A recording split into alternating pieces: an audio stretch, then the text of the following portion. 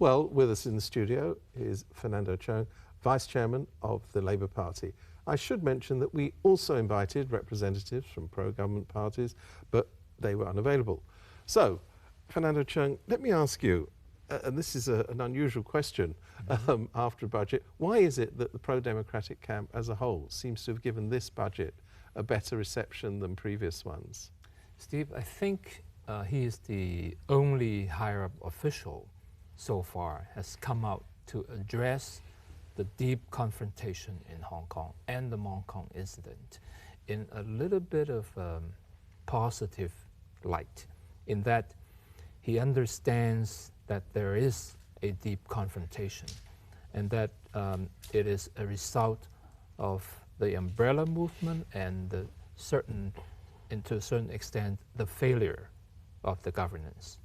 And at least he is calling for unity. He is calling for solidarity instead of simply coming out acting like the chief of police condemning these criminals. So I think in that light, he's received a lot of applause. And what single measure did you not see in the budget that you think could have addressed that? The retirement scheme. But that's universal. That will cover people with quite high incomes, actually. Well, it depends on how you structure the finances.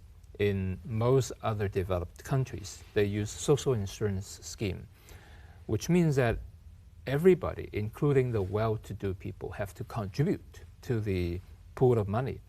And it would be to the poor's advantage to have the higher income people be included in that insurance package, because the higher income people would contribute more than they take out from the system. And therefore, you can afford a universal pension. Therefore, it is a misnomer to say, well, why do you pay people who are already well off?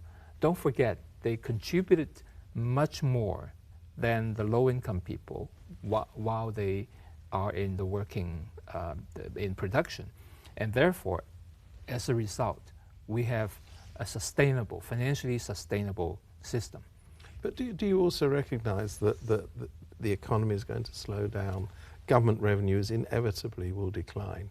I mean, there are real pressures on the government that make all of this very difficult to achieve. Of course, we understand that. You're looking at hundreds of billions of dollars going into these infrastructure, such as the express rail, the Hong Kong, Macau, Chiu-hung Bridge, this third runway to be built.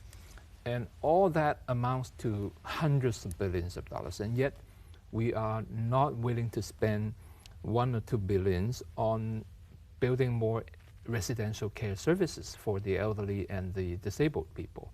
And therefore, you have such a big contrast there. Now, the Financial Secretary has announced something like $30 billion worth of one-off so-called sweeteners. Aren't they helpful to people? Well, they're helpful to people, but he is dishing it out unproportionately to the higher income, the middle income, the corporations, than to the needy people. About 86% of that $30 to $40 billion he's dishing out go to people who already own properties, the rates, waivers. You know, the one who has the highest number of properties has 16,000 pieces of properties. And imagine how much rates that person can save on this. Now, he could have dished it out to people who live in their property, you know, property owners who are living in their property.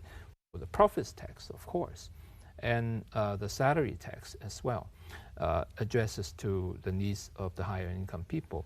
And he's only helping the poor with 1 additional month of benefits for people who are on CSSA or OH allowance. And I think this is out of proportion. He could have done it the other way around.